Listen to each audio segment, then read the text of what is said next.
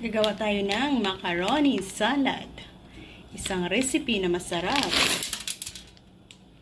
Pakuluan natin yan hanggang sa mag-al dente. Isabay ko kayo sa kung paanong paraan natin gagawin ang ating masarap na recipe na ito. Naluto na natin ng al dente ang ating macaroni. Ano pa ba ang sangkap na ating i-add on dyan para sa ating macaroni salad? So, mayroon tayong today's mixed fruits. Yan, isang malaki. And then, meron na tayo ditong na-add-on na kaong, nata de coco, red and white. Cheese, meron din tayong cheese. Ayan. So, yan. Meron din raisins. 3 pirasong all-purpose cream. 3 pirasong condensed milk. 2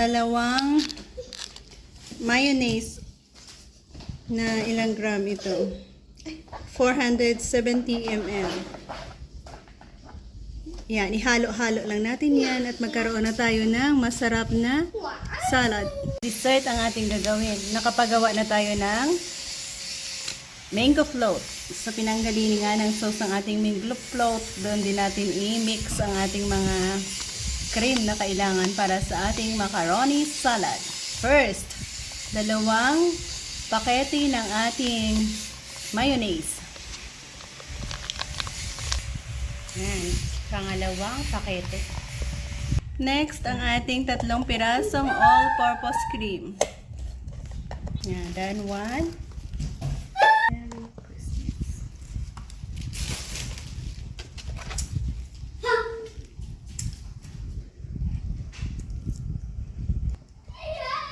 Last pakete ng ating all-purpose cream.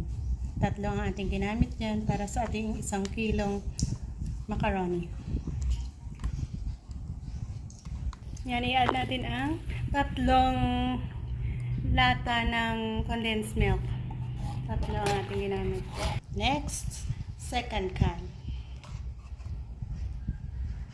Last 3 ng ating condensed milk. Recap natin kung ano ang mga liquid ingredients na ating ginamit dyan or nagiging cream natin. Meron tayong 3 condensed milk, 3 nestle cream, 2 mayonnaise. Yan, haluin natin yan. Sa paraan na ito is we'll combine ang ating cream before natin haluin doon sa ating macaroni. Para sa dry ingredients natin, meron tayong of course ang ating macaroni, ang ating white and red nata de coco at ang ating 1 can ng fruit mixed fruits. Yan. Yan ang ating mga dry ingredients plus ang ating cheese and ang ating peanut. Yan, halo na rin natin ang ating mixed fruits. Nga na-drain off natin ang kanyang tubig. Yan, halo na rin natin ang ating cheese. Raisins.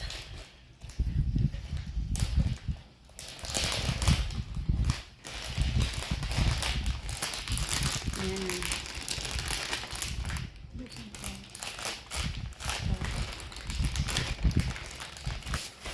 Yan, peanut. Ulitin natin kung ano ang mga dry ingredients natin para sa ating salad na yan. Macaroni, fruit cocktail, nata de coco, raisins, peanut, cheese. Yan. And mix.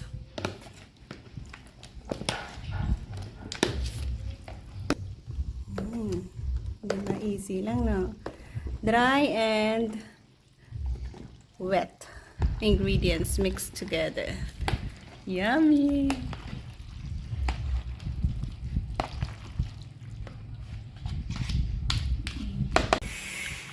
At na-mix na natin ang lahat ng mga ingredients.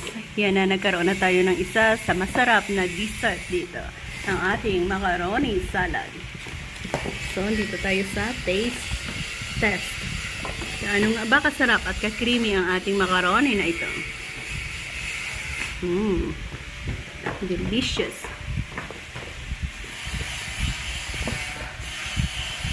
Namit din.